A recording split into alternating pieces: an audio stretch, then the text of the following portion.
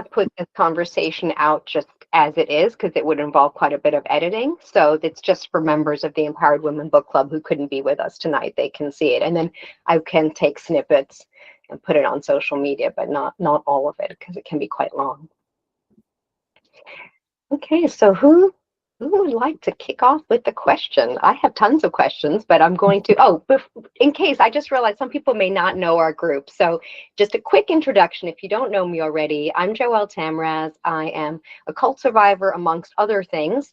And I am also the author of The Secret Practice, 18 Years on the Dark Side of Yoga. I co-host this book club with my mother, Daniella, say hi, who is a clinical psychologist and the author of Finding Home, From Cairo to New York. Thank you. Do you want to kick off? You had so many questions also. Yes. I will start with a question, Daniella. Suppose I want to become a cult leader. What would be the required ingredient for me to be a cult leader, if this is my next ambition? I think sociopathy. In fact, like, I get asked a lot, like, how do you make sure you're not starting a cult? Yes. And the answer is, don't exploit and manipulate people in order to exploit their labor. Don't coerce and manipulate people in order to exploit their labor. I also, because I tell people, look, anyone that knows a lot about bad guys, be aware of them, right? Because all of these cult leaders study each other, right? And I think, and you'll probably agree or disagree as a psychiatrist, that if you want to hurt people with brain science, you kind of have to study the people who already know how to do it, just like if you want to help people with brain science. Yes. So they all study each other. And whenever I say that, beware of people, somebody will kind of always be like, so we should be afraid of you? And I'm like, yes. I mean, if I wanted to start a cult, I would know how to do it. But one of the things I realized in writing an actual research book, the one that comes out next, is like, I'm just not that person. When I learn a tool of influence, I don't go, how can I turn this into a weapon? Yes. And so while I think like we're never going to have psychiatrists say, yes, all cult leaders are sociopaths, I just don't know that you can engage in that much kind of like destroying of other people's lives on purpose if you have a conscience. Yes, I would say most, if not all. Yes. Yeah. Definitely. Lack of consciousness and sociopathy, as you said. And it's, there's this fine line. I think that, because I get asked the question, can you have a good cult so much? Right. And I think like people think passion makes a cult. And what I always say to people is, when you're saying, can I have a good cult? What you are saying is, can I get an unhealthy amount of dedication and labor out of people for my good cause? What, surprises me, and I have a hard time understanding, is how can a cult leader exercise mind control? They say it's raining and it's sunny, and everybody said, yes, it's raining. Yeah.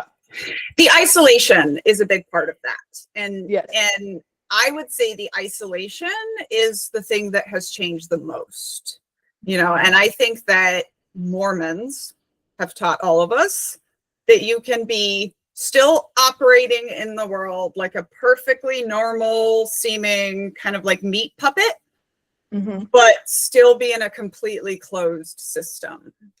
And it's another one of the things that I talk about that has changed. It's like in 1972, when my grandfather joined the Children of God, if you wanted to completely isolate an American, had to take them off to your compound in Texas or Brazil, because everyone was reading the same newspapers, watching the same, media channels, etc.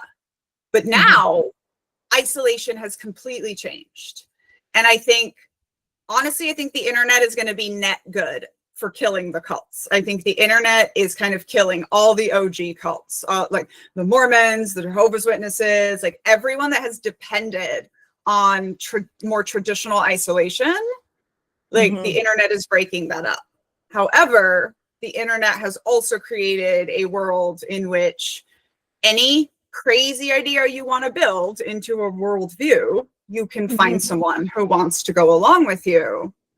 And then, like, when we are talking about the Republicans, and if y'all don't know, the Democrats just swept everything last night. So it was a really bad day for Republicans, hence the blue. But, you know, unfortunately, 50, 60 years ago, there were these cults of idea. I call the ideas racist conservatism, that like decided they were going to start working for the presidency ultimately. And we've kind of gotten there. But about 60 years ago, the you know, what was the Republican Party at the time decided they only cared about one type of person, straight white men, and they were only going to talk to them through a few channels, right? Which was like Fox News, later Truth Social. So it's one of the things, like when people are like, well, aren't both sides a cult, right? So in the US, we only have the Republicans and the Democrats. And I'm like, look, any political party that is binary is going to be cultish. But actually, the Democrats have a cult problem right now. Like, we are not, first of all, it's easier to bond people with hate than with love.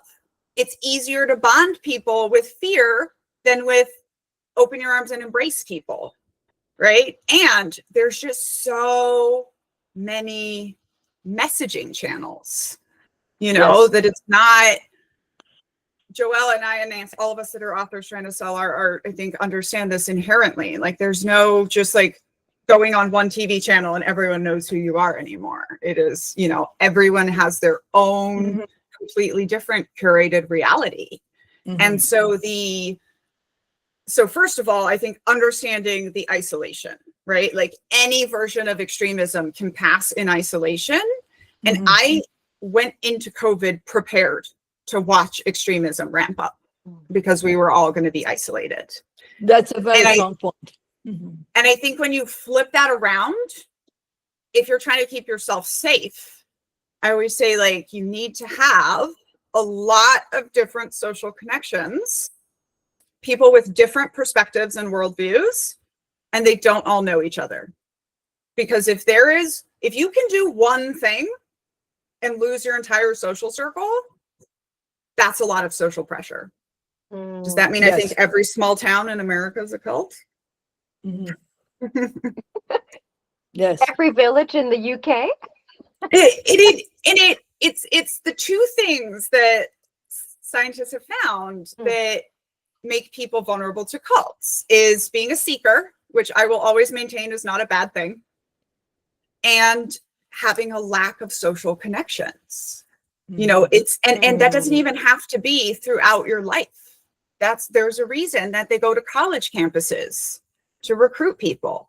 It's not surprising that in Joelle's book, 22, just out of college, she falls prey to someone, right? Because even if just for a moment of your life, like you've moved cities, you have less social connections, you're at risk. Because basically the number one thing that protects someone from like devoting their whole life to something is very early on, somebody else saying, no, we're not doing this, let's go. You know, I like what you say very early on, though. That's really that's key. That's why Scientologists are famous for separating you from your friends for your first audit, because they know. And there was actually an interview with a high-ranking Scientologist who said like I think it's on Leah Remini's documentary, that says like, what was the worst thing for you? And it was like, when we were talking to someone and then a friend or family member came by and was like, no, just no. You know, right from the very beginning. And moving to a new place also very important, where you don't have your connection established. Daniella, you've often said college students, and I feel like that was the start of because there's the isolation, but there's also getting sucked in a way of thinking that is extreme and different from your peers. So my going to the Transcendental Meditation Center so early on upon arriving at Harvard. And it was a very deliberate decision on my part. I was like, I feel lost. I've just learned this meditation. You know, Mom was much older when she learned it. She uses a tool and could discard it, but I latched onto it. And it did create this, you know, I became different from my peers. It was almost like the snowball effect. And yeah. you know, and then the thinking around it. And, you know, there's something else that yes. And there's something else that I was just going to say, yeah, sorry. I'm sorry. Go ahead, Julia. Carry on. I wanted to say the thing I think is really important. One of the things I noticed from like the research is that we buy into our own indoctrination. People don't get brainwashed against their will, generally, unless you're like an actual prisoner or something, right? So we buy into it. So we think we're doing it on purpose. And one of the things I say is like anywhere in the space of personal transformation, predators will show up. If you are beginning something expecting to be changed, whether that is college, whether that is religion, whether that is a workout program, whether that is, you know, anything, whether that is losing a loved one and you're going to go in and be different when you come out, right? Like anything in the space of personal transformation, you're already willing to change yourself. So predators don't have to work that hard. And it's one of those answers that people don't like, because it's like, I'm sorry, you're never safe. Like there's no point in your life in which you are just marked safe from being manipulated. Like that's always a thing that can potentially happen if you're in the right sort of set of circumstances in your life.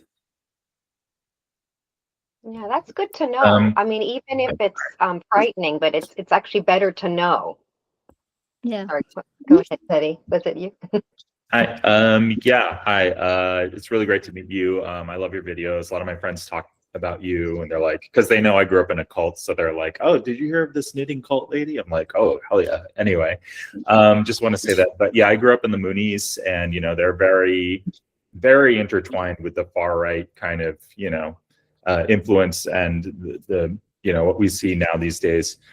For me, what made me really sever from that like sense of exceptionalism that, you know, I see that the far right really holds on to is just like learning about Christianity and learning about, oh, it's just a cultural religion like so many before it. And that really lost its hold on me after that. And from there, there's no reason why like I don't have to believe people, you know, anymore. And like I can be part of society. You know, it's not that easy. I have a bunch of trauma, but yeah. But like, so my question to you is like, do you feel like what I feel like is like, if I can talk to more people about that and help them to see like the religious stuff, then the political stuff is like a side effect of that. Like that's the root. So like, I don't know, do you feel like it's the same? Like, or how do you feel about that? So I think it goes back before the religious stuff to the very first thing you said, which is it makes you feel special. And, you know, there's one story in my book that both of my co-writers wanted to cut out. And it's the point where I'm in bed with someone and he tells me, get the fuck over yourself. You're not as different as you think you are. And I was like, no, you have to put that in there because this is a thing that changed my life. And this is a thing that I say now, like the thing that cults do is make us feel special. And the best, I think, antidote is understanding you are not special. You're unique, you're individual, you know, just like everyone else in the world. But it was a thing that I realized where it was like, I grew up being told you're a missionary in the army of God. And then I went to school and I was a super student. And then I went to the army and I was a super soldier. And then I got out of the army and I tried to be like a normal mom and have a normal corporate job. And I fell the F apart. And so to me, it ended up being two things. It was being special and then jonesing for a mission. And I had to realize like both of those things. So I strangely have an anti-mission statement in my life, especially because I'm in a field where my work does help people. And I consistently remind myself, like, my goal is not to end cults. My goal is not to end rape culture in the army. Like, my goal is for Tom and Daniella and Leah Young to have a good life. And because I already have all the passion and the save the world, it's kind of the opposite thing. I think this is really one of the things we struggle with when we leave cults, is that our meters for passion and community and mission are like through the roof. But we don't understand that that was part of what was harmful. We're just like, oh, the belief was bad, the group was bad, but we miss that sense of connection. And because all humans are motivated by those things, we don't realize how yanked up ours is.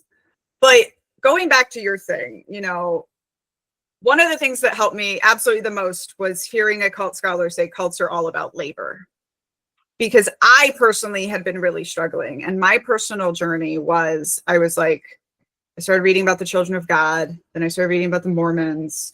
And I was really starting to believe that Christianity was the problem and that religion was the problem. And it wasn't until I read a book about someone who grew up in Scientology. And specifically what I subconsciously recognized was the child labor. I just wouldn't kind of realize everything that meant. But I very specifically in that moment was like, oh, it's not Christianity, right? It's not the religion. I do think Christianity is an incredibly easy worldview to use to manipulate people, right? And I think all the patriarchal religions are, but it's not really about that. Cults will give you whatever to believe in, and they want to get your labor. But I do think, like, when you're talking about political stuff, right? I think the best way to get someone to realize coercive control in their life is to get them to see it in a parallel context. And this is why I always say, like, part of how we wrote Uncultured was so that you can give it to your friends or family and be like, oh my God, it's this amazing story about this girl from this cult who became a captain in the army. And then like, let the book do the work. Or what I tell a lot of Americans right now is like, reading this book will help you understand the mindset of like the people running our government right now, if nothing else.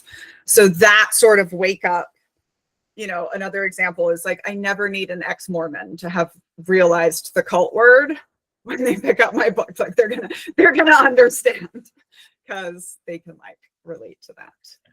Thanks. Yeah, I think we've got a question from Shirley. Oh, there you are. Yeah. So, more comment. I was born and raised FLDS, so fundamentalist Mormon. And one of the things that it's really difficult to unpack for most of us, and we all agree that the hardest part to leave is the sense of identity and belonging, the purpose, the village. Like we all knew we belonged, and that's not something that people are finding in mainstream during this time. You say you can all go online and learn, you can establish an online community, but there's very few people who have a community or a village in the traditional sense like we had. And it was only recently, I left and took my children when they were 10 and under, and it was only in the last month that my son came to me. And I'm going to cry. He was 8 years old when we left, and he has gone through so much, and he just barely uncovered that so much of what's missing in his life was that sense of belonging in that village. And he's never been able to establish it since. And it's just created a massive hole in his life that he's been struggling to fill. And now he's 30 years old. Yeah. Shirley, I was just talking about this with a friend at lunch today, where I was saying, I think like, literally the hardest thing in my life is that I live in a townhouse with 2 other people and a Republican dog, and that's it. And like, that's not, and I think it's a huge problem, especially in white America, right? Like we've given up community for whiteness and for suburbia and for comfort. And they're just like, I just started an adult lady dance group because I need more community. Like, because and it's actually not about dancing. We haven't even danced yet, but it's like, we need to get together on a schedule and know the shit that's going on in each other's life. And there are random times like at a Girl Scout camp out or whatever, that like all the kids are just free range playing and all the adults are sharing the labor, and all the regular adults are like, this is so cool. And I'm like, these are the good parts of growing up in community. And one of the things my therapist told me, and this might be help, I don't have a solution, but at least it's helpful. And my therapist was also from the Children of God. And she said, you know, we are allergic to being alone. Like when you grow up in an actual community, you know, and when she said that, I mean, so when I was in Army basic training, the number one thing that everybody said was, oh my God, I just want some privacy. I just can't wait to just get a hotel room and sit by myself and be alone. And I cannot express how much that just was never even a problem. Like, I was like, privacy, what privacy? You know, I never even had my own room till I went to college, right? Fast forward, I'm 24 years old. This is at the point in the book where I'm reading about third culture kids and I've decided not to die, and I come home and I'm trying to and what I remember about that time is just sitting alone in my apartments in the evening, wanting to peel my skin off. And just like, I'm fine all day. When I'm surrounded by people, when I'm busy. I realized that in college, one of the reasons I overpacked myself so much was just to not have that time to stop and like realize that you're alone and you don't know what to do with yourself. And it's like I say, I don't really have an answer, because at the same time, like, that also wasn't healthy community, right? That was community in exchange for killing everything individual and independent about yourself. So that wasn't a good trade-off. But one of the things I say in another memoir that I'm working on is that, like, to me, one of the most heartbreaking things about deconstructing is realizing that the aunties didn't lie when they said you'll never fit in anywhere in the outside world. And that's because we weren't brought up in the outside world. You know, we didn't, like, you were FLDS, so you were Arizona or Utah, probably. Right. Both. But like you didn't grow up in America. Mm-mm. No. You know, and I'm writing a cult musical, by the way. And because one of the things I realized from doing this research book is, like, all the experts say that all the cults are the same, which means there's a generic experience of growing up in a cult. I think part of my job is figuring out the language for that. And one of the things I say is that, like, if you were any version of in the world but not of the world, or of just like of being held separate from the culture you should have been growing up in. For the millennials, I call us the kids who didn't get to read Harry Potter. You know, you were not growing up in that culture. For me, I think that realization has been a little bit easier because I knew that I grew up in Brazil and in Mexico and not in the US. So, like, I always knew that I didn't fit in the US. But still, like, I tried to pass myself off as a basic white Texas girl for so long until I realized, like, that was literally going to kill me. Yeah. And I'm sorry to say I don't have an answer yet. I just know this is one of the struggles. And I think putting the language to it is, like, helpful. I mean, I think that's one of the things that's really difficult for people to unpack, because there were some things about your family and your childhood, and there were good memories and those kinds of things. Right. And so I think the tendency is to demonize everything, and in that way dismember our very selves, our DNA, you know, hacking off pieces of our identity, right, because that's bad. And then we can't be cohesive anywhere. But I still feel like, you know, I was dropped off by the mothership, and I have lots of friends and lots of community outside now, but I'm still different. Even, you know, they make references to pop culture, or they do things or say things, or I see a look on their face when I do something that's not right. I've been out for going on 22 years, and I still, because I wasn't raised in it, I'm still acculturating. And I see a look pass over somebody's face, and I'm going, oh, that's probably violated some social norm. I need to learn about that. Yeah. And so I want to I want to read y'all a paragraph from the book. So when I was 23, 24 in Afghanistan on my first deployment, right, kind of like trying not to die, I started trying to write a memoir, and it was really bad, just stunningly bad. But it was called The Girl from Nowhere. And I put that line in this. This is like one of the paragraphs that's the most important to me in this book. So I'm just coming home from war. I call my mom. Hi, Mom, I'm home. I dissolved into sobs. I cried for myself, for my friends who couldn't ever come home again, for the innocents I hadn't been able to lose at war because I'd never had it to begin with. I cried because even though I'd chosen to go on living, I wasn't sure if I could keep making that choice every time I hurt this badly.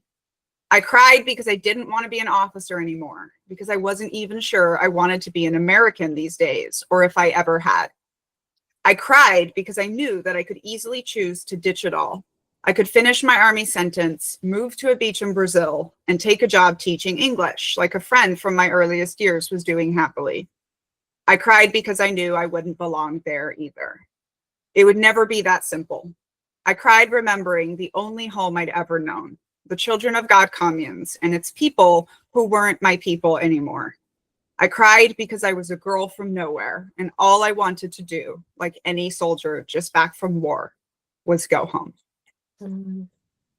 And, you know, I've had two very different interesting moments, which one was when I had to fill out my author paperwork, and there was a question, where's your hometown? And my answer is literally NA. You know, like I was born in the Philippines, which is a country where you don't get birthright citizenship. You know, I grew up all over the world. The Children of God communes don't exist anymore. So it's not like I can even go back and visit like I got to do once when I was 19. And so I was just like, I'm from nowhere, and was literally kind of the beginning of a falling apart that made me realize that I'd never gotten to put together an identity, because that's what you're supposed to be doing when you're a toddler and when you're a teenager. That's why they're narcissists that nobody else likes to talk to. And when you didn't get to do that, even if it was just because you were living abroad as a teenager, and so you didn't get all of the social norms, like that's going to affect you. I will say that for me, first of all, there was a moment of being like, okay, I'm from nowhere. That's fine. I'm going to own that. I'm going to work with that and live with that, instead of trying to chase the idea that I'm going to find a place where I fit. These days, and what's been very cool is with the knitting and the making my own clothes and the doing all this stuff, was like, I had this realization, like, I'm not from nowhere. I'm from everywhere. And to this, you know, I want to tie back to like there's this idea that if you talk about it, you have to decide that it was good or bad. And I was presented this even more starkly with deconstructing the army. Like I would literally get asked, well, are you a proud veteran or do you want to criticize? And, you know, in the book, we were told women in the army are either a bitch, a slut, or a dyke. And I always say, no, thanks. I choose all three. You know, and I have still friends and siblings who work so hard to not talk about their cult past, which also means they can't access any of the cool stuff. Somebody close to me spends all of her time as a teacher pretending that she doesn't speak fluent Spanish, even though she grew up speaking fluent Spanish, because there's no way for her to explain that in the life she's decided to build. And this is one of those things where, so this is my favorite deconstruction quote, is we know we're healing. So two, actually, we know we're healing when peace and tranquility no longer sounds like boredom. And we know we're healing when we stop wishing for a do-over. And that one has been so interesting to me, because I will tell you, not even 5 years ago, I just had to be like, I'm trusting it, but fuck that. I would trade everything for a childhood, right? Like I really would. And I hate it when people very shallowly are like, oh, but it made you who you are today, right? Like, no, what didn't kill me almost killed me. However, now that I have done my decade of deconstruction, which took me 13 years, and kind of like moved on to building my new life intentionally. Like now I understand. Like now I'm like, well, if I went back and changed anything, then I wouldn't have the life that I built today, which is beautiful and lovely, even though it's still filled with, you know, overflowing trauma. But like, I have had to work really hard to put everything together. And I say that as like a hope for people, you know, it's a false idea that you're ever going to just like outrun the trauma. But I do think that like we get to a point, oh my God, I have to show you all my art now, if I can find the other two. So this is like a series of paintings that I did. And I say this is Uncultured before I found the words. I thought I was just painting about curly hair. So this one is called Stolen Potential. This one is called Who Am I? This one is called Whoever the F I Want. And this one is called Healed. And this one, you know, when I was painting this series, I was in between these two. And I remember being like, okay, this one doesn't feel finished, but that's because I'm not there yet, right? Like this one's hazy, but it's probably gonna develop more as I grow. And then one day I just looked at it and I went, oh, she's not hazy, she's healed. Yeah. You know, yeah. and it was this like, because it was also this answer to like, I think that sometimes our normal friends think that one day we're going to be healed, and they think that that means we're going to be normal. And it doesn't. It just means we're going to be healed cult babies, you know, or cult survivors. Daniella, what is normal? Exactly. I really like that, though. I think you know, what you describe is very hopeful. And it ties in with kind of a question I had is, can you speak about deconstruction, or do you differentiate between deconstruction and recovery? A lot of people who write this kind of like trauma memoir, I reread it a second time, and it's so much depth the second time. Also, because I've heard you speak a lot more, and that doesn't take away from your book. It actually deepens the experience of reading your book, so that works really well. But I'd say some people write this kind of book and they have a section on their therapy sessions. Not necessarily a cult book, but you don't mention a therapist explicitly. Can you differentiate like between deconstruction and recovery, and what role, if any, did therapy play? Yeah, so I would say I thought I was fine. I thought that I'd healed. I thought that I'd recovered. I thought that writing the book was part of just telling a story. And then I read Uncultured and I was like, oh, this lady's not fine. And I immediately went and got a therapist.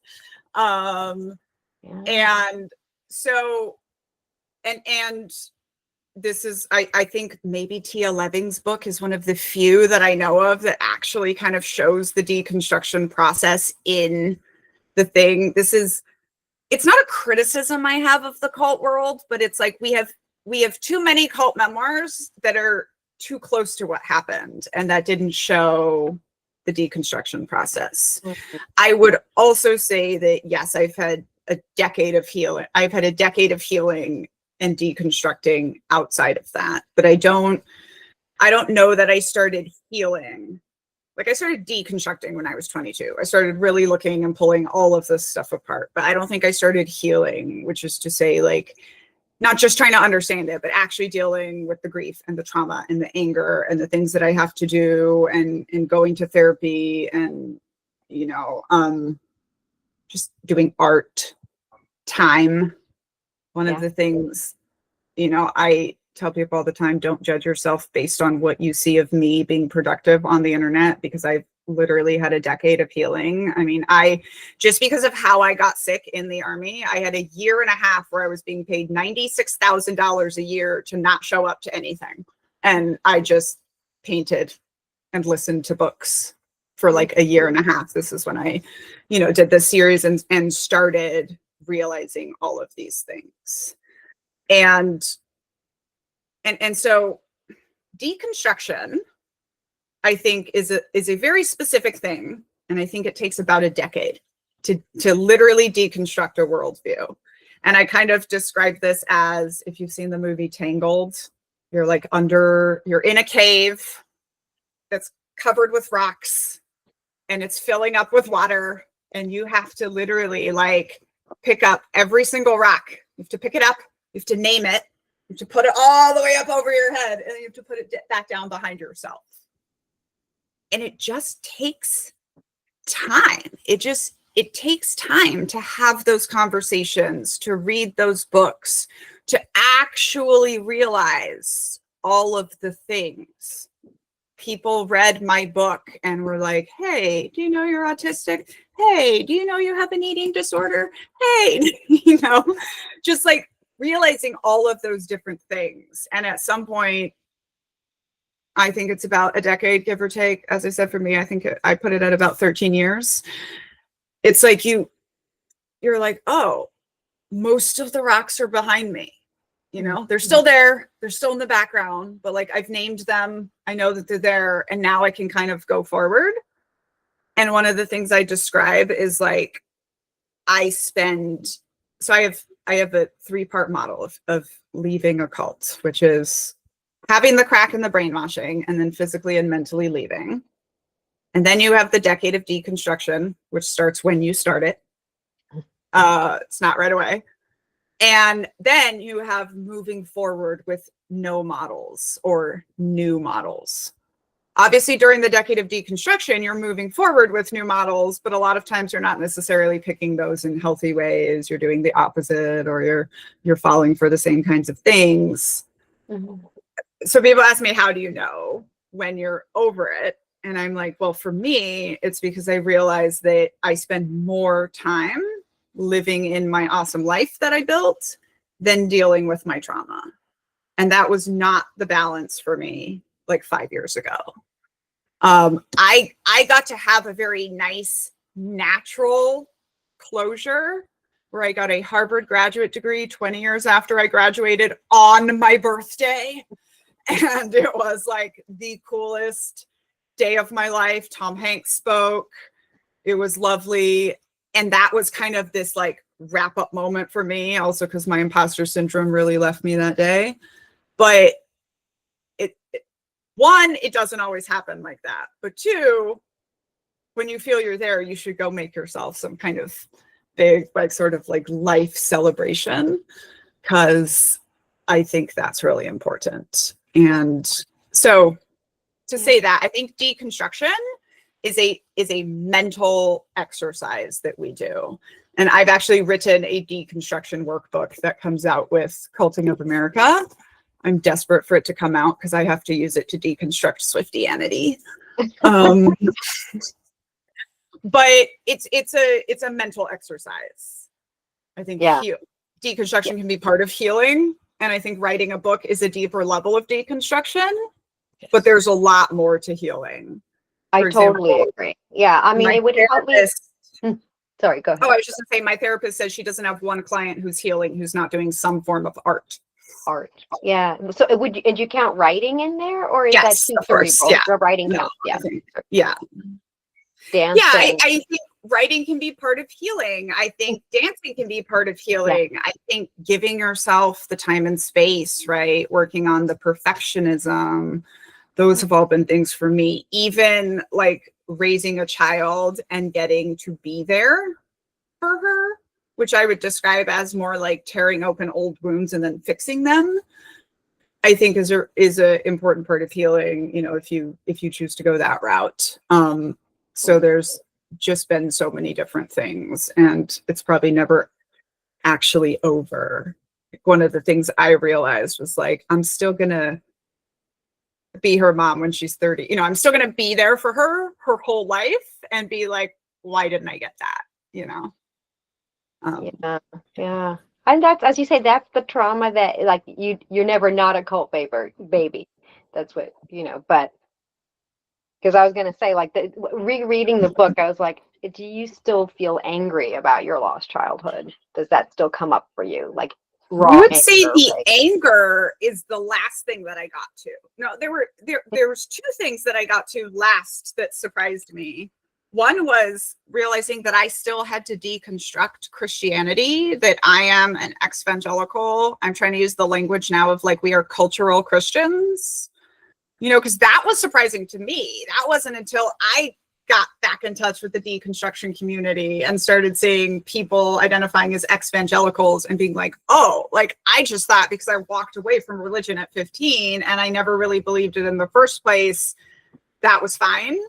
But that wasn't fine. And then there's like the anger, and there's levels to it, you know? So like my mom, who was also born in the cult, who is wonderful, who is deconstructing, who's one of my best friends, early on, she was like, I don't understand why you're so upset. When you said you wanted to leave the family, we helped you, right? And I said, Mom, when I was 15 years old, I was forced, for whatever reason, you know, to choose between my religion and literally everything else I knew in life. That was traumatic. Yeah. You know, and I had been dealing with some anger when I was like 18, 19, which to me was, I was really, really alone in college. You know, in high school, at least I was living with a sister and like had some people around. In college, I was completely by myself.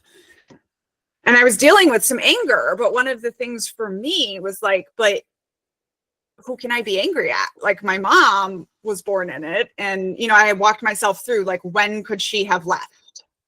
And I was like, well, never, right? Like when she was 15, she was in the Philippines with a baby. You know, it was completely different. And at that point I was like, okay, I guess I can't be mad at anyone. And I just kind of was like, I forgive everything. And walked away. And it wasn't until actually, so there's been a couple things, which is one, my mom left the cult with 8 children, one of whom was 3 months old. So she got to raise one of her children. And I watched her learn to be a mom. I used to say my mom doesn't have a mothering bone in her body, except that she has 8 children. And I watched her learn to be a mom. And I watched one child who I wouldn't say was raised without trauma, because obviously his whole family is still a complete shambles mess, but is not, there's one person in my family that's not completely obliterated from trauma. And that is so nice to see. And then getting to watch their relationship, you know, and like this kid comes to stay with me every summer. And this kid came to stay with me when they were 15, and like 15-year-olds are children. They're children.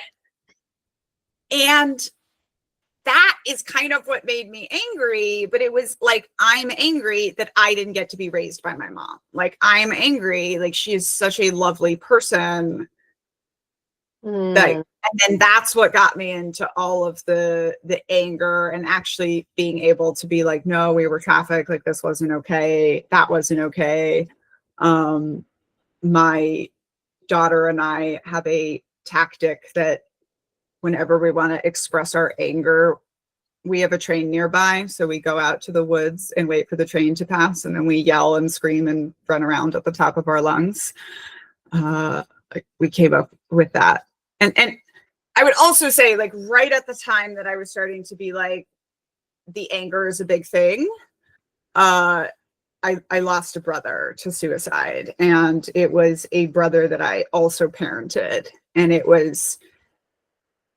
was actually shocked. Like, I couldn't even attend the funeral because I was still just sitting in my garage howling. And you know, just like my literal first response, like, wasn't even grief. It was just anger. I was just so angry. And I yelled at so many people. I mean, it was very messy, just my whole family. But the anger, I think what I've realized is it's something you cannot skip. And it just, like, you will not be okay. And it's not, for me, it's not something that has passed yet. It's just something that when it comes up, like, I know how to deal with it. And there's different strategies. Like, we go scream at the moon, but also me and my mom will just call each other and talk about how when she's 90 and I'm 75, we're going to be in a retirement home, just like spinning the yarns and having the best time. And we know that's unlikely, but like, that's what we can do when we feel so upset. Or like when I do see her once or twice a year, I just let her hug me like a baby, because we need more of that, if that makes sense. I can really relate to that. Yeah, I can understand. Yes. Good that you let yourself feel that. Yeah. Yeah. But in your book, one of the things that I was very sensitive and responsive to is how sweet and kind you were, despite all that was going on around you and within you. And there's one example of the chocolate for your mom who was pregnant. And you went out of your way to find her the chocolate that she liked and bought them for her. It was not only the buying, but the enthusiasm and the joy you had to be able to give her those chocolates. I was very impressed with that. I mean, how could she maintain that gentleness given everything else going on? I mean, sometimes I think I just got so lucky that my mom just happened to be that person who, you know, so for example, one of the things that I have dealt with is the survivors of the children of God who are my mom's age, who are in their 50s and late 40s, who were 12-year-old children being sent into the beds of adults, think that the younger kids have nothing to complain about. On the one hand, no matter how much I try to tell them that the pedophiles didn't stop raping the children when they were told to, they refuse to believe that. And there's just this attitude of like, you didn't go through anything hard, why are you talking? And my mom, like almost everything famous bad that is known about children of God, it was either like my mom or this one other girl. And she's just the kindest. Like she's never once even like, she is just like, these are her stories. These are her stories to tell. Like, even if I don't remember them that way, those are her stories. And so I just think I just have to say, like, my mom is the kindest person. She's the kindest person. She always like tried to protect us. You know, she never let us discipline our own siblings, which I'm like so grateful for, because we don't have that trauma. You know, I really do feel like she was just doing her best in this world that she was put in. I have seen some of her peers not be that way. So I don't have an answer for that. It's just like, I got lucky that my actual parent wasn't an abusive narcissist inside that system. And you kept that's what mom is doing, that you show that same quality yourself. Yes, definitely. At least in what I read. And that maybe is a powerful message. You know, that if life gives you lemons, you don't need to be sour. Yeah. You know, there's a part of the individual that continues to bear the light and to give light. And that I think is very important, particularly nowadays, where being positive, being kind, being upbeat is a rare quality. Yeah. You know, there's also something else about writing this book, which is like, I got so lucky. I mean, even when I was writing it, other Children of God people were like, oh, I could never write my story until my parents are dead. And because my mother was born in it, like, she understands that we forgive her, I guess. And I think parents that join cults have a harder time with that. However, I will say, like, I'm very lucky because I got to keep my mom in my life and my mentor on the military side in my life. But I didn't know that. Like when I handed off the book to my mom's best friend for her to read with her, I was like, I wonder if I'm going to have a mom after this. And I didn't even wonder about the Colonel. I had just already cried. I had already mourned. I had already like been like, I hate that I'm going to lose this. And it was fine, right? Like he let me put his legal name in this critical book. It was so great. But the things I always say to people is like, but I still had to be willing to use them to tell my story. And like, one of the things that people don't understand from the outside, like very specifically some of my siblings, for example, is like, I didn't choose to just write a book like willy-nilly. Like I chose not to die when I was 24. And that started a 10-year journey that ended up like, when I was like, I'm writing, I had to. I was like, listen to Educated. There's a cult leader running the country. Like, I have to write this. I have to do something with my pain. Like, it was all part of it. But it, you know, there are people in your life that will only see it as like, why are you choosing to hurt people? And the frustrating part is often those people will never even read the book. And it's one of these things that I think we think that like, oh, people, eventually they'll understand. And one of the things I tell people is like, almost everything I was bad that I was afraid of happened. And none of it was as bad as I thought it would be. So much more good stuff happened that has been absolutely worth it, you know, and I can't even understand how I survived spending so much time like closeted and not sharing the story. But it is like, it will blow up your life as soon as, I don't even think it takes writing the book. I think it's as soon as you start talking about your experience in the actual words and not the cult language, people don't have space for you in their lives, even if they're no longer in the cult. And I've noticed this with, you know, for example, it's just as hard for me to go into a group of non-deconstructed cult survivors as it is for me to go talk to a group of like active duty women in the military, because there's just part of playing the game and the language that you haven't gotten to yet. And like, I never got so much vitriol until I started saying what happened in the Children of God was trafficking. Like that was child trafficking and that was labor. And we grew up in religious prison camps. And they were like, what? Like this documentary came out and the only point of conversation amongst the cult survivors was it's so sensationalized. They called it prison camps. And I said, you guys, it was a commune in Macau where children and teenagers were sent for hard labor and physical abuse that had armed guards at the outside. The rest of the world calls that a prison camp, right? Calls that a labor camp. And as soon as you know, I literally had people be like, no, we wanted to be there. And I had to be like, you wanted to be 12 years old in India, passing out pamphlets on the street. Like,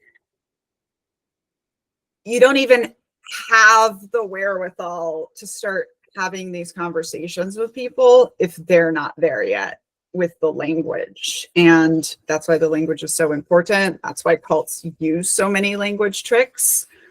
But of all the things I have ever done in my deconstruction, just using the real words for things is what has made people kick me out of their life. Yeah. How do you sustain so much energy for the work that you do? And stay sane. It's hard work. So one of the things I just have to say is like, it's just my personality. I'm just bubbly and I don't know why. And, you know, people ask me why I painted depression and neons. And I'm like, that You know, I just read that Brazil is the country with the highest anxiety and depression levels in the world. And yet we are known to be the friendliest, happiest people. Right. And I like, this is why when when my boss said to me, this might be the worst thing that's ever happened to you in your life, I'm like, I get why people will look at me and just be like, oh, she's had a great life. So one is, and I also think that so my mom has said this, and she is not, of course, a scientist. This is just based on having 8 very different children. And she used to say, she's like, I think everybody has a level of stress at which they need to operate. And if they don't have that stress naturally in their life, they will make it up. So right now I'm kind of falling apart because it's the first time in 7 years that I haven't been actively writing a book. And I keep going like, is this what people feel like when they finish PhDs? You know, is this like... Yes, there's an emptiness. Yeah, so that's part of it for me. And then the other thing I will say, Joelle, specifically to you as a creator, like at this point, I'm running a whole brand and I have a team of about 8 people that help me out. So a lot of what you see isn't just me by myself. Yeah. And that's why I'm like a decade of healing, which I did have a lot of privilege to do, right? Like this is one of those things, like I came from garbage, but by the age of 22, I've been living above, like well above the poverty line. And I have a spouse who is just like in it with me, who's, you know, one of the things they say is like behind the scenes, I have the most supportive partner you can possibly imagine. And that's a huge part of that. But Mr. Knitting Cult Lady, is his name. He is called Mr. Knitting Cult Lady. Oh my God. So we just did a bunch of have a day mugs for the holidays. This is one of my taglines, have a day. And they accidentally printed out Knitting Cult Lad. So I'm going to have those ones. Of course, they won't let you be a woman. But yeah. Oh my God. Yeah. So, but I don't. So it doesn't, what you're saying is your creative work, your creator work now is supported by a team, but a lot of the videos that you do are you, and that doesn't tire you out, all the like answering questions and like you come across as putting forth a lot of energy. And I think it does. It does tire you out. So you're not want to quit everything. It does tire me out. Did I hear you say you want to quit everything? I was like, today I want to quit everything. It just goes in waves, I guess. I would, the thing, like when I realized I was autistic, I was like, oh, I'm the exact kind of autistic that's good at writing books. Cool. One of the things I have realized is that I am an out loud processor. So like I do a live every workday for about an hour where I'm just talking to people and letting them talk to me. And like, that's for me. Like, that's how I later make such good content. That's how I know what's going on. But like, I every morning sit on this couch right here, and the first 90 minutes of my day, I'm making content. And then that goes out on everything throughout the day. And like, because I am just but I would say like, I'm great at making content. I can't answer an email to save my life. Like I just fall apart. I have no executive function unless it's like, do the same thing every day, all the time. And I realized, once I realized that I was ADHD, I was like, oh, that's why I fell apart as soon as I got out of the military. Cause like there's, college, and in college, I put myself in a high control environment just to survive. And then in the military, you're being told what to do. And that's great. But like, I have to have incredible amounts of structure and be incredibly repetitive with things. Yes. And then I can, produce a lot. But a big part of it has been realizing the neurodivergent thing, and the like, honestly, creating social media accounts has helped me out, because it turns out that all of the people in my real life don't necessarily want to talk about cults for 12 hours a day. And so yes, I get that. Yeah, or, I realized that I have absolutely unmitigated echolalia, which basically means I remember everything I hear and that I read, and I want to say it. And so it's very nice for my husband that he doesn't actually have to hear every single thing I read and talk about every day anymore, because I just talk about it to the internet. And fun story, my mom, after watching me with this, started social media channels, and I knew she was eventually going to become a deconstruction creator, and she is starting to, but at the time it was just like, she's surrounded by a bunch of people, including the father of the child she lost, who thinks that she should be over it after a year and a half, and she should be okay, and she's not okay. And so she literally started a channel to do that. Yeah. And so I will also say that it's like a balance for me of like, on the one hand, I know that the online world is not real. On the other hand, 1,300 people sent me their phone number when my brother died and said, call me anytime. You know, like, so there is real community. It's so weird because like things will be blowing up on the internet and nobody in my real life could possibly care, like at all, about internet drama, which is my whole business. Yeah. But then when things happen in real life, like I will get some support also from the online community. So to me, it's just been learning the balance, and it's starting to get to the point where I'm giving up moderating the conversations in the comments because it's too much. So it's that 1 hour of talking to people that's going to let me kind of figure out what's going on. There's also been a weird thing of like, because my job is now on social media, that means I've lost social media as a personal thing. You can basically never on social media unless it's for work. And so I've had to do other things, or I keep having these points at which, you know, when I first started this, I could be super open and super vulnerable with a small amount of people. But when you're talking to 500,000 people, you can't more, and you have to like have some separation. That has been hard. That has been hard for me because the whole work of my life is being this integrated person that I just am what you see. Yes.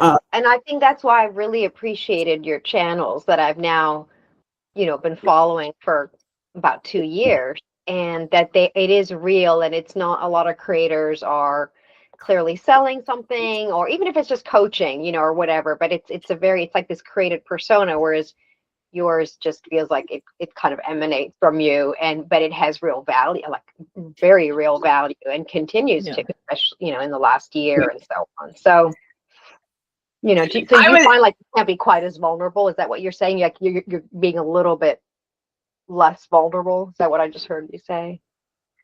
Yeah. So for example, it's like you have to be really careful about talking what you're actually going through while you're actually going through it. And especially, so I was trying to be like radically honest, which meant I was talking about how my family was treating me when the book came out. Or even like there was this New York Times bestselling author who grew up in Children of God and was a veteran who just decided she hated me. I don't even know her. I've only supported her book.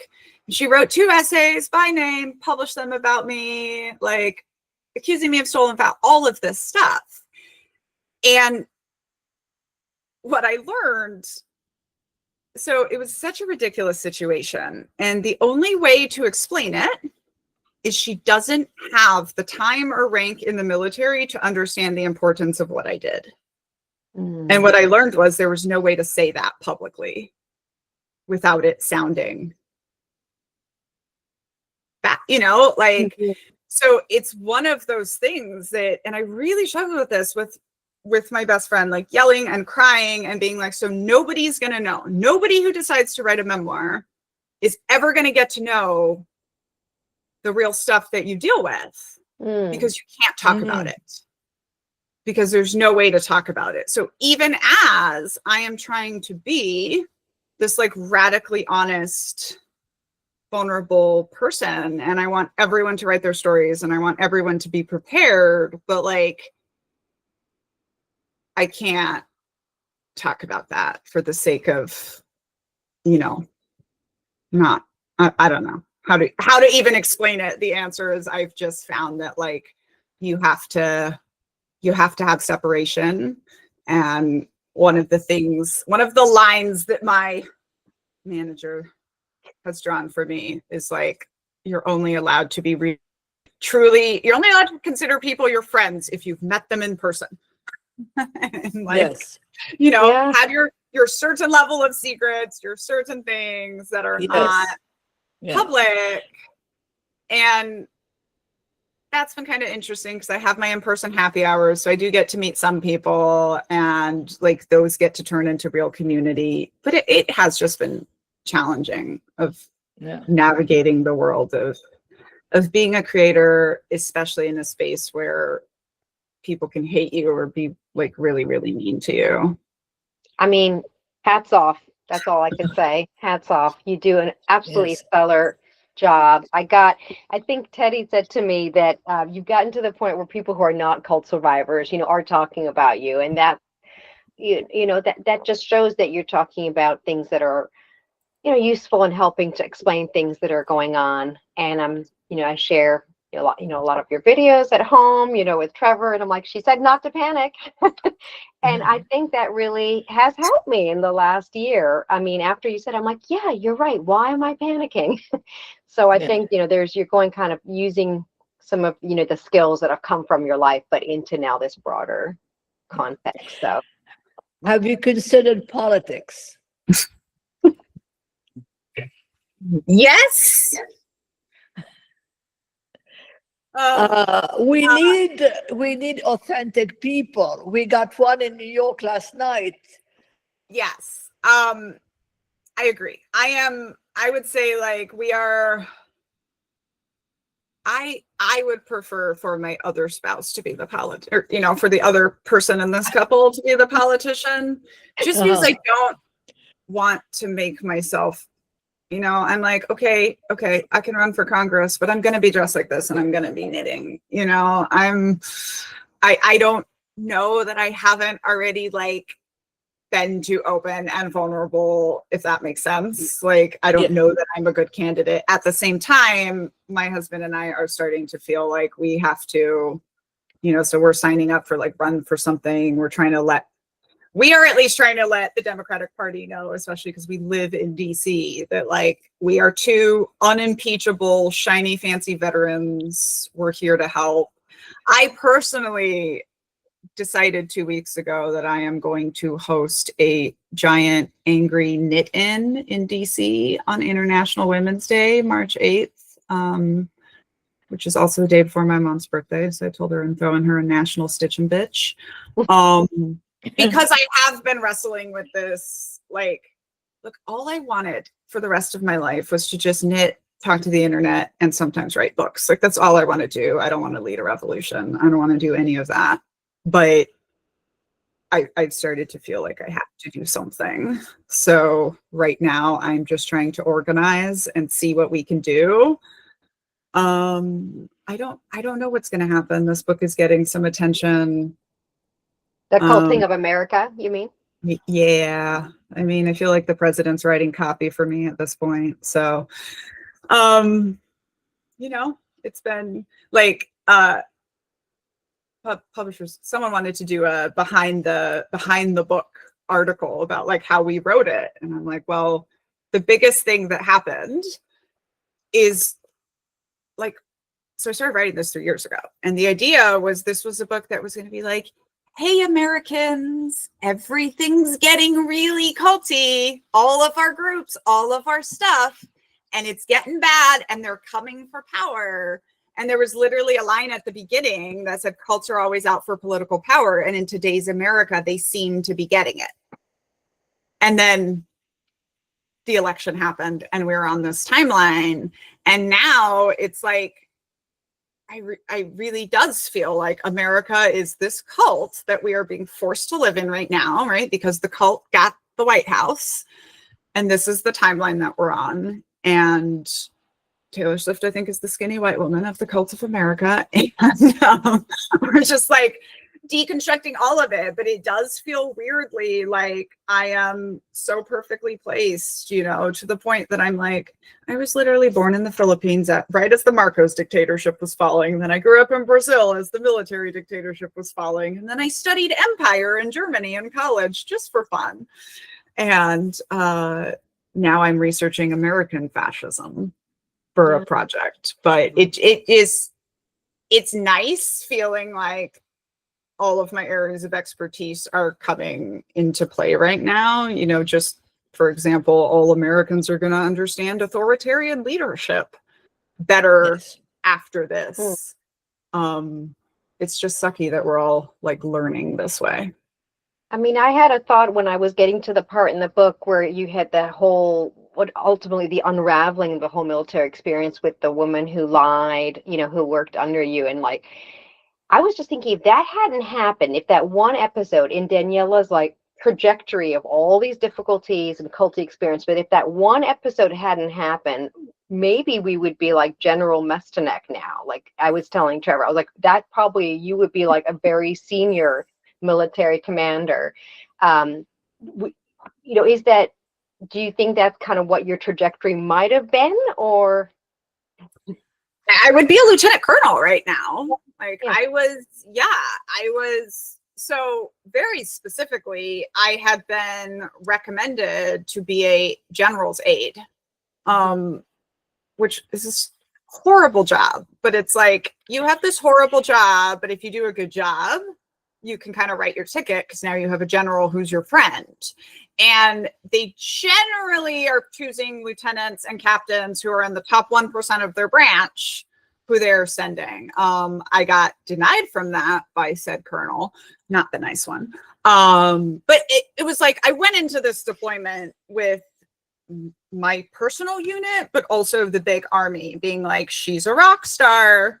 What can we see from her? If I hadn't met my husband, I was offered a job teaching Portuguese at West Point, which would have been amazing, and also would have locked me in until 16 years. So I probably would have stayed for 20. One of the things that I will tell you all when I say to Americans, don't panic, it's like, my friends are the battalion commanders, millennials are the battalion commanders, and Gen Z are the soldiers, right? So like, it is changing, right? Like the military is changing, the things are changing, but yeah, I think I would have been well on my way to being a general. I don't know that I would have actually survived that long. You know, one of the things that I say looking back now is like, look, 90% of the perfectionism was trauma and was harming me.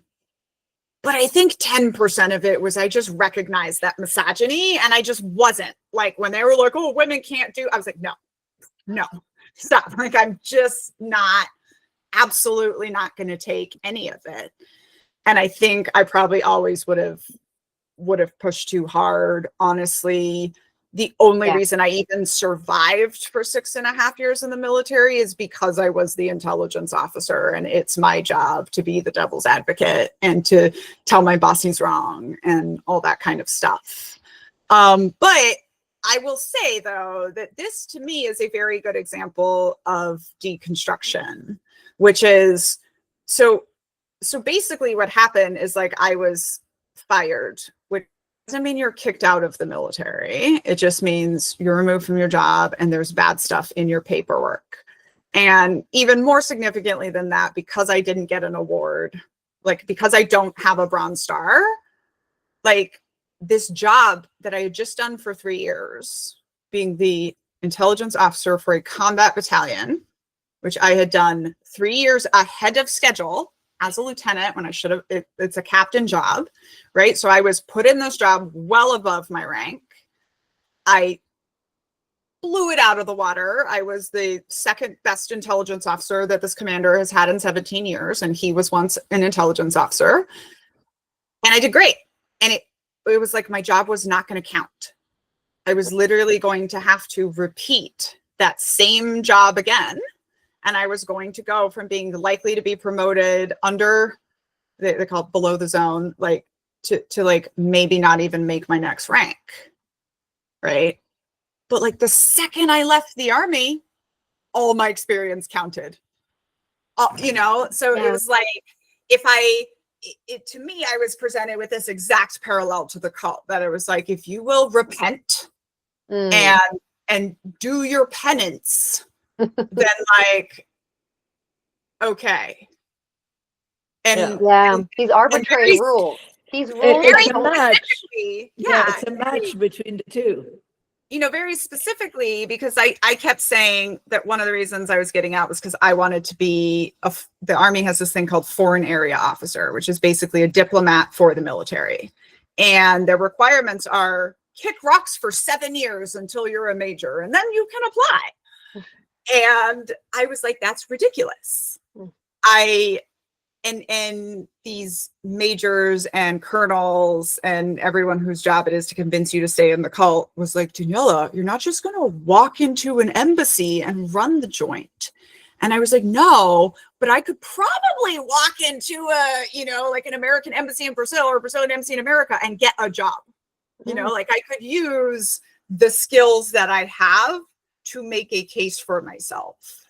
Yeah. But all I have to say about that is like, even though like my career ended in a silly way, like because I told the story, because I deconstructed it, like all of my experience counts. I get to use all my skills.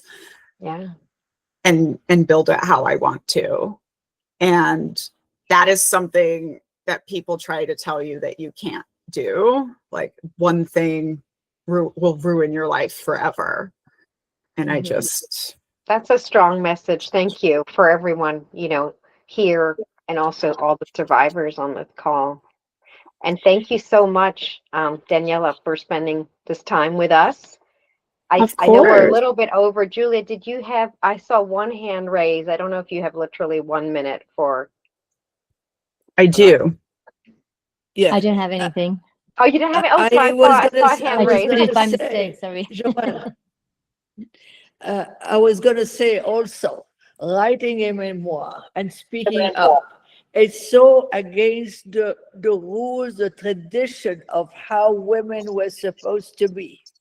Silent, and by remaining silent, you protect the abuser, the perpetrators, but you maintain, so they say, your dignity. And writing, expressing is so different. And luckily, there are more and more women speaking up. Yeah.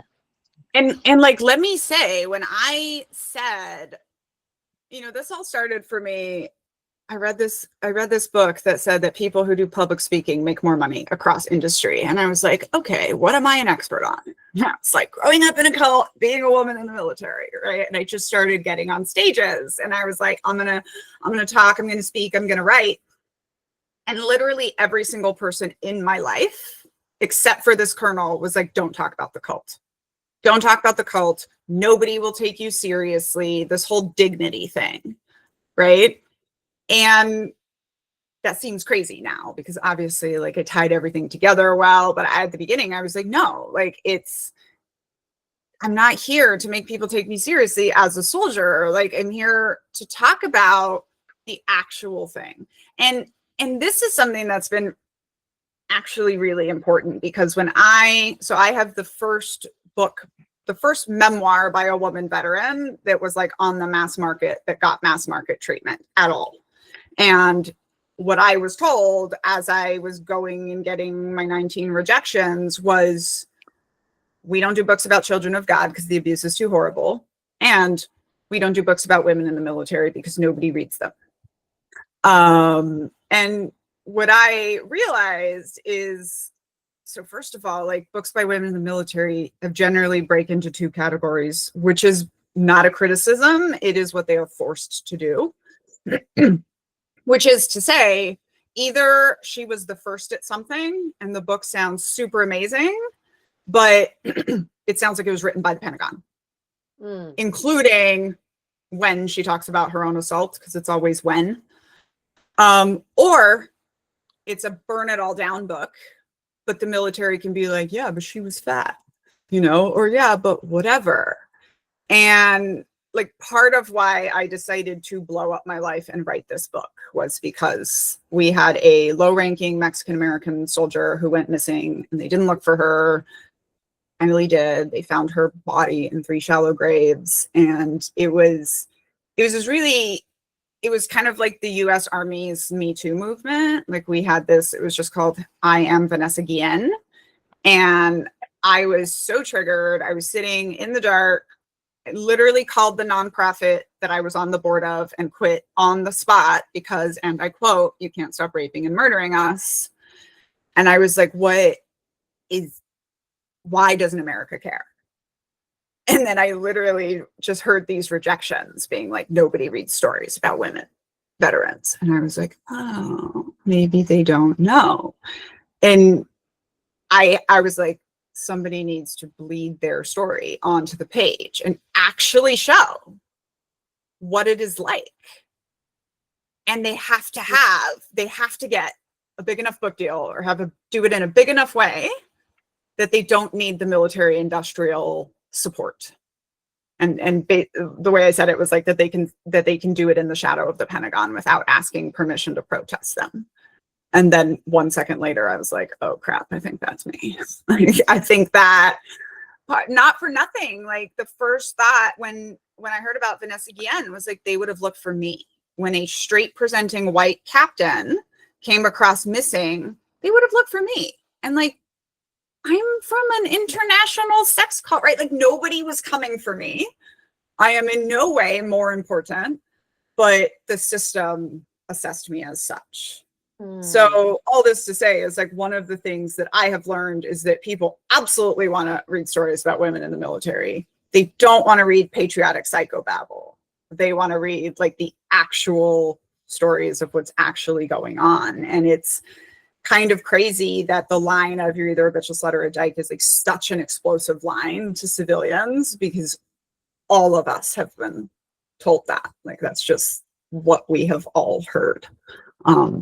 So I don't know. There's a lot to be said, I think, for stepping outside of the idea of like we have to maintain a certain form of dignity or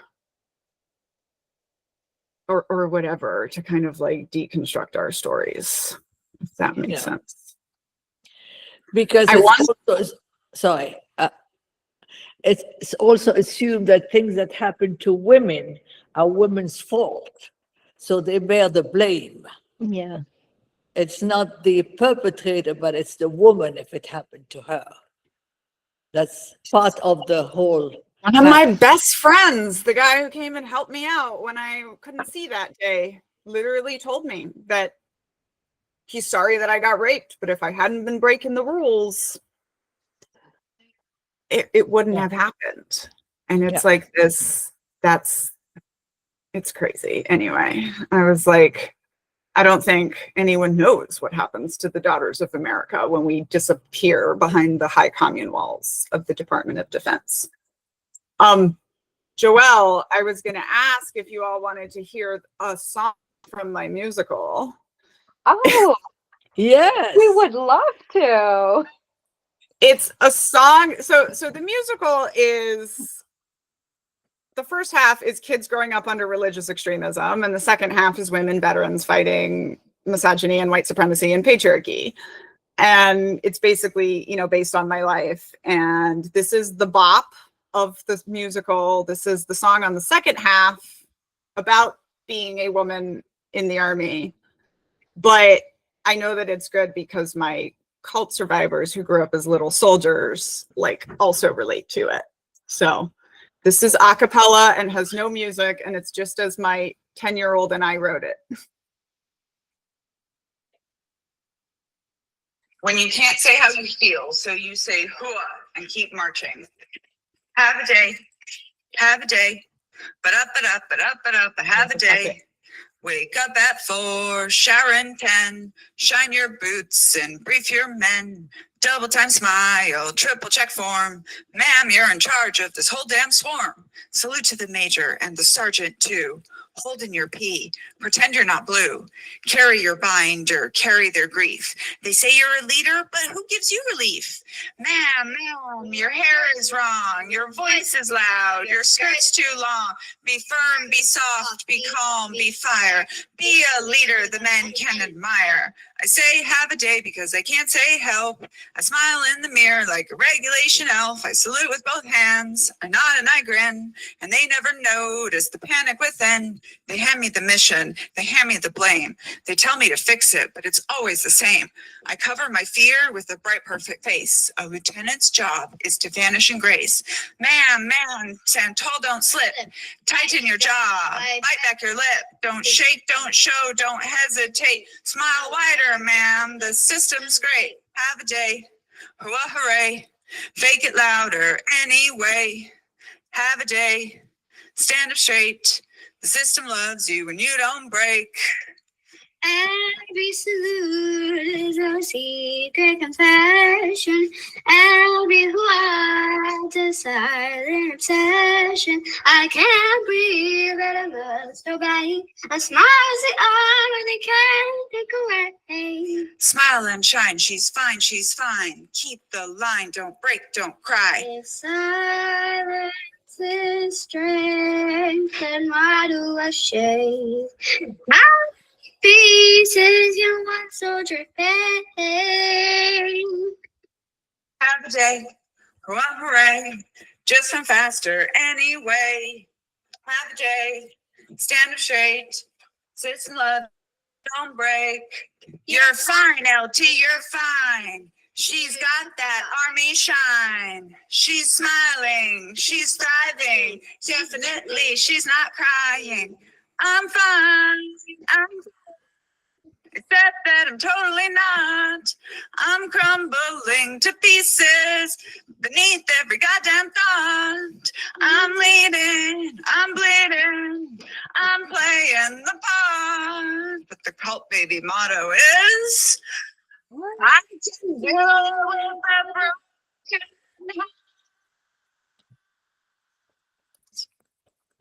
Thank you. Wow. Thank you. Thank you. That was amazing. You and your daughter.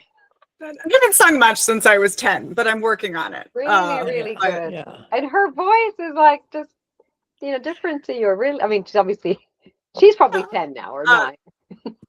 So one of the things that I realized about that song is like, I'm going to sing it in all of my voice modulations. So like, I'm going to start off singing in my normal voice, but then when they say your voice ain't loud, I'm going to drop to my army voice. But then to do the bridge, I have to do it in like higher religious voice. So it's going to let me do both. But let me like maybe leave you with this, is that I used to call this the Cinderella effect. And now I call it, I can do it with a broken heart. And it's something I know that like cult survivors and veterans both have, which is like, no matter what's going on. So I had a really bad personal professional day once after Uncultured came out, and I was in my bed crying all day. And then at 4 o'clock, I got up, I had half a glass of pink wine, I put on a gold blazer, and I went and did a 3-hour TikTok show on somebody's channel. And like at no point did I question that I was going to be able to do that. And it's like one of the survival skills that we have is we can push through anything. And if we do that all the time, we die under the age of 40.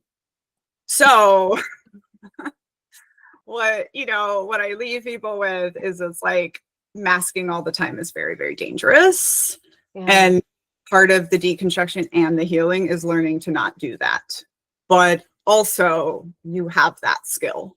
And one of the things I'm saying like right now to Americans, it's like if you grew up under authoritarian control, you're very triggered right now. Or even if you didn't grow up with it, if you just experienced it, you're very triggered right now.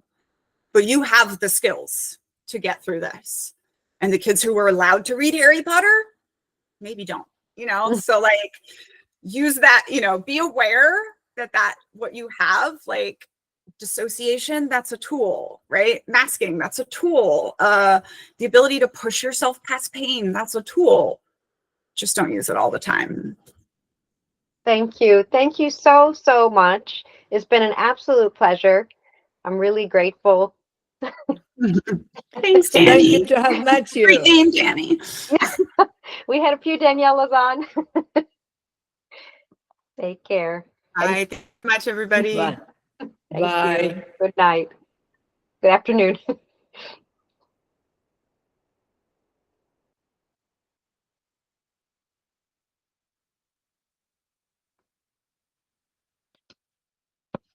Nous sommes trois.